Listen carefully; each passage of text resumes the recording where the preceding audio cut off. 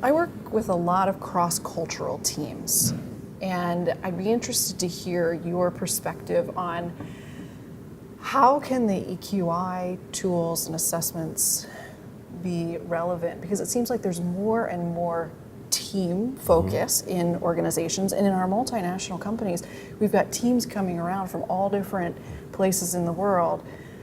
How can the EQI suite of assessments and tools be relevant in these settings? Yeah, I think it's becoming more and more relevant, especially because of those multicultural teams.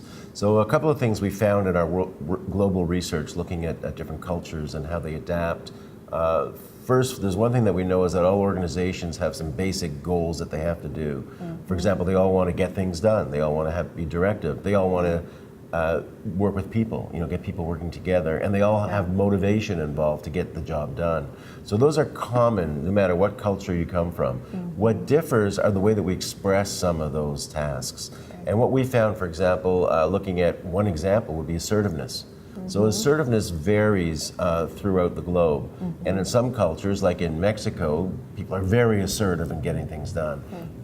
In other places, like in China, people are less assertive in the way they get things done. So what we're finding in a multicultural group is how to adapt those particular skills so the team gets along better. So once you've assessed those people and put them together, then you can work with them in terms of what's the appropriate level of assertiveness to get things done in this organization.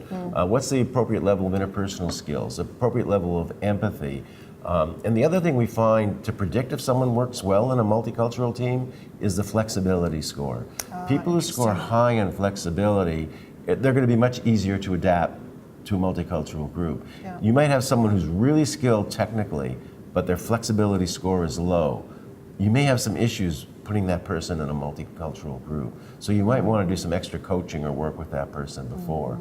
So this really prepares you for how to work in multicultural teams. Now the flexibility piece makes a lot of sense, because what you were talking about the assertiveness and we express assertiveness different in different cultures. It's to work multiculturally, you've got to be flexible even with your other EQ skills, you know, essentially. And so that makes a lot of sense. Yeah, definitely.